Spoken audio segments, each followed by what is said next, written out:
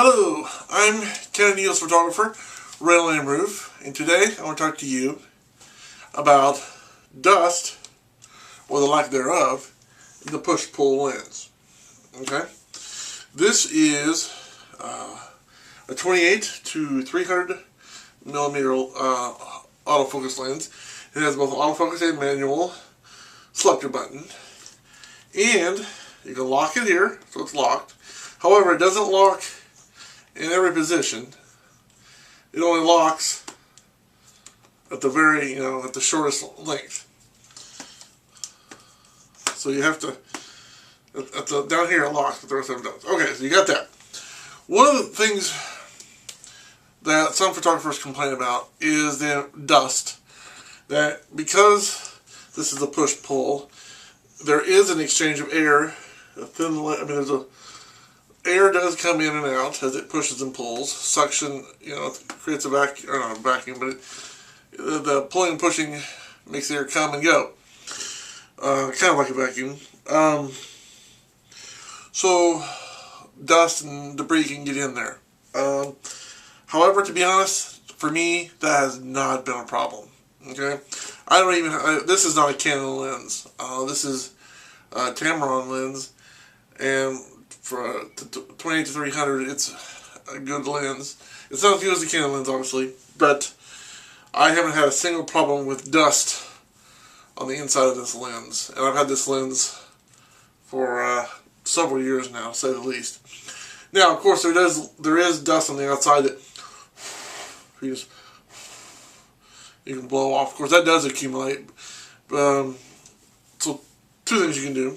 What I do, I have a Hoya 77mm filter on top of the lens. I always keep a filter on the lens, even if it's just a plain daylight, to protect the lens. Because if this gets broken, it's $25. If the lens gets broken, it's $300. So do your math. So more likely, if it is something's going to be broken, it's going to be the filter and not the lens. At least that's the hope. That's the idea. That's the concept. And you do, and dust does. See. Get on the outside. That's why we put a lens cap on most of the time when it's sealed out and not using it to protect even that dust from accumulating. But when you're using it, if you're just sitting down, it does accumulate dust slowly over time on the outside. And that's very easy to take care of. Just, clear and make sure you don't spit any water on there when you do it. Or a lot of, most stores around town, even non-photography stores, you can buy like a little can of compressed air. I don't, because it costs money. Doing a lot cheaper, but a can of compressed air is a good thing to have for this type of thing when you just blow off the dust. But like I said, as far as dust accumulating, because of this push-pull air coming in and going, not really a problem. I haven't seen any. In fact, I very seldom take this lens off. This lens has probably been off this camera 2 or 3 times in the last 5 or 6 years. I mean, it's the only lens I have. It's a 28 to 300 because you got that wide angle to the relatively distant far away. So it's I've got I've got a good length there as far as lenses go. It's not the ideal length would be like 25 to 500, or actually an ideal length would be 1 to 1,000,000. But that lens would have to be so big it'd be unreal. But in all practicality, 28-300 is a very good lens. Gives me a wide range of focal lengths. Granted, there are some lenses. There's a lot of lenses out there that have better apertures for this length or different lengths. But overall, the 28-300 is a great lens for focal length. I love it. And again, the dust for me really isn't a problem. Now, one of the reasons I think other people I've been watching videos on YouTube and different places, people say, they get dust in. Well, could be enough that they're getting dust so much from this, which is possible in a really bad dusty environment. But I live here in Indiana where, it's not like we're in a desert. We're in Indiana where it rains all the time and most of the dust is on the, if there's dirt and stuff that blows up, it goes to the ground pretty quick for the most part. I think what a lot of people are running into is the fact they either have a semi-dusty environment or dusty environment, and they're changing their lenses, and then of course the dust can go down the lens. Maybe that's the cause, I don't know.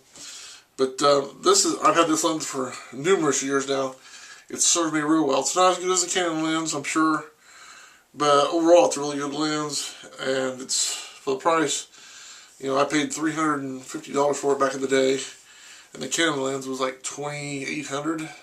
So I really couldn't afford it. I would love to have it. It's a better lens, better glass, better high quality. But for the price comparison, I mean, at the time, it wasn't even any different question. For the price, I had to go with this baby. And like I said, it has, for the most part, served me very, very well. For the most part, I can't complain. I mean, there's been a few times but for the most part, very good lens. I highly recommend it. And for the price, yeah, can't beat it. So, that's my issue on the dust. And basically, yeah, you can get in dust. I guess if you're in a really dusty, but like for me, like I said, it's not a big issue. More likely the dust for a lot of people get in when they change the lenses, or they don't put the base cap on the lens, or you know, that's normally the problem. But I like this lens. Like I said, I've had this easily 6, 8, almost 10 years now. This particular lens. I'm guessing, I'm just ballparking it, but 6, 8 years easily. Maybe not 10 yet, but it's getting there. And I haven't yet to have a problem on the inside getting dusty. So, recommend it. And there's my opinion on the dust. So, until next time, I'm Canon EOS photographer Randall and Rueff. Thanks for watching. Have a good day. And may God bless you.